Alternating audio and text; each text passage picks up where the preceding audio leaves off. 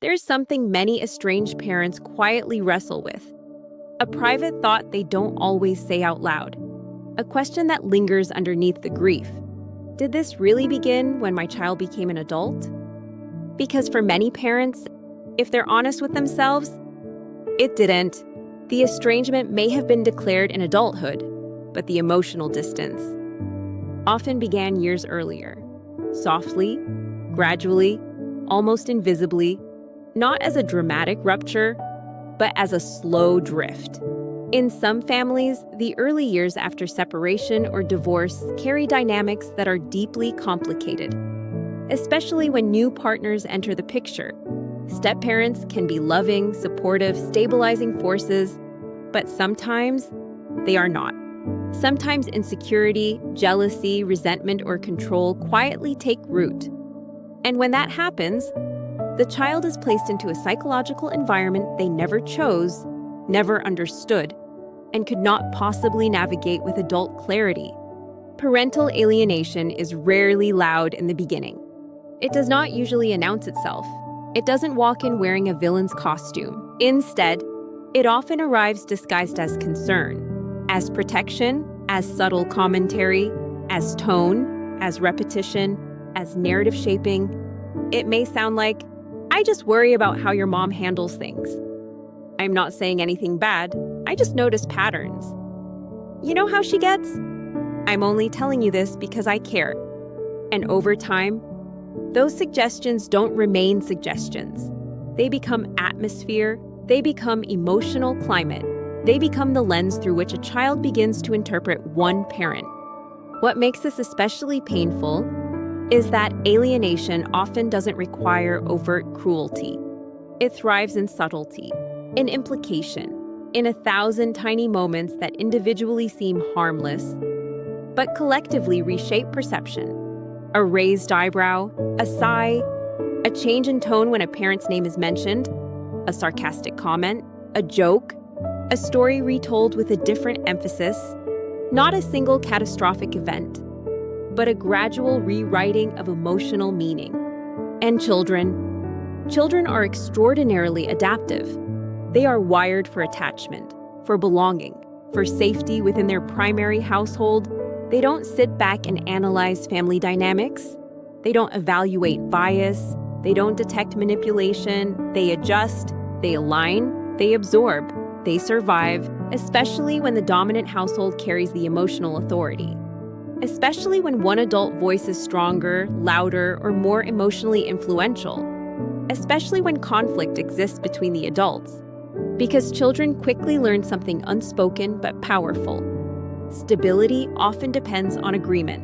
If a step-parent is insecure or threatened, the child may sense, without ever being told directly, that warmth toward the other parent creates tension.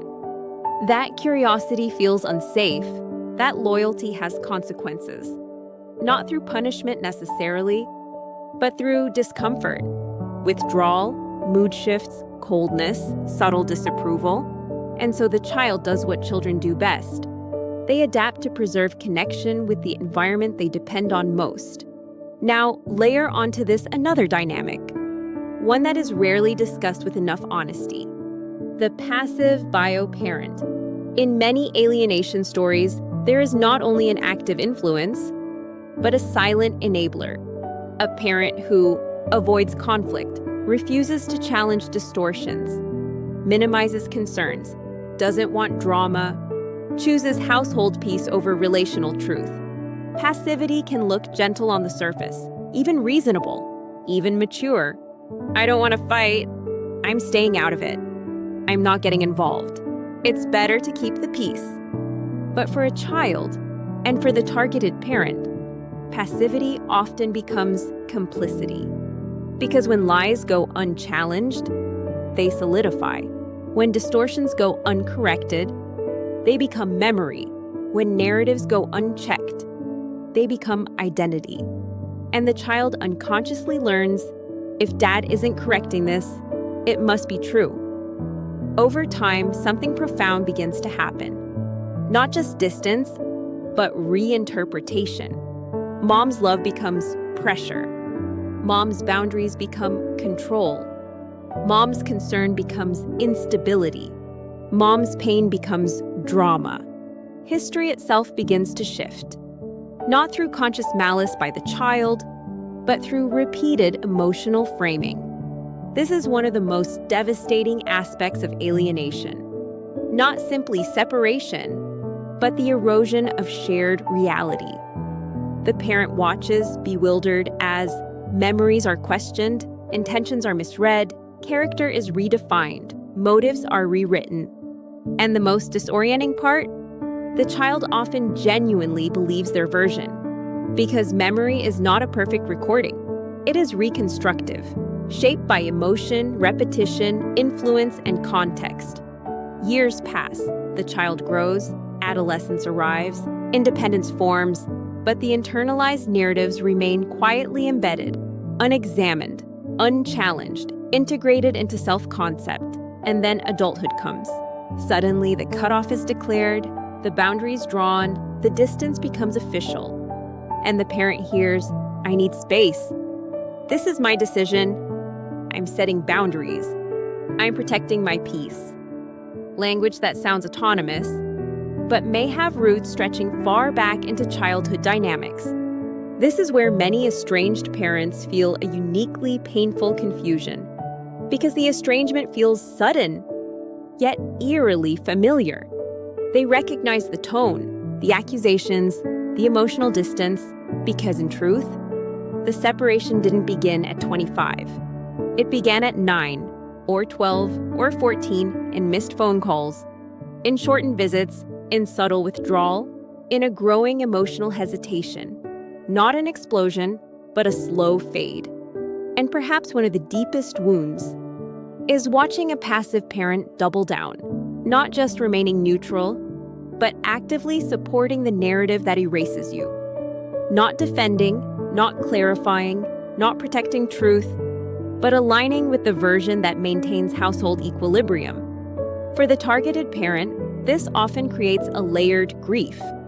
Loss of the child, loss of the co-parent relationship, loss of shared history, loss of credibility, loss of reality itself.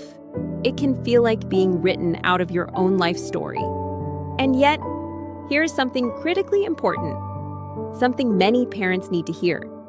Children who grow up inside these dynamics are not villains. They are not traitors. They are not inherently cruel. They are adaptive beings shaped by psychological environments. They learned to survive emotional complexity long before they had the tools to understand it. They often carry confusion, internal conflict, fragmented memory, unresolved loyalty binds, unrecognized influence, and sometimes adulthood simply provides the language. To formalize a distance that was years in the making, none of this erases the parent's pain. None of this minimizes the devastation of estrangement. But it does offer something many parents desperately need: context. Because without context, estranged parents often default to self-blame. I must have failed. I must have been a terrible parent. If I'd done things differently. But when we widen the lens, we sometimes see a system, not a single cause. Dynamics, not a defect. Influence, not simply rejection. And this shift matters deeply for healing, because healing cannot begin from a foundation of distorted responsibility. If the story becomes, I was erased because I was unworthy, healing becomes nearly impossible. But if the story evolves into, complex dynamics shape this outcome, then something begins to loosen. Not anger necessarily, not grief, but the crushing weight of personal defect. And from that space, a different kind of recovery becomes possible. One rooted in clarity, self-compassion, emotional stabilization, reclaiming identity. Because estrangement may be the current reality, but it is not the full story of your parenthood. Distance does not erase history. Silence does not erase love. Narrative distortion does not erase truth.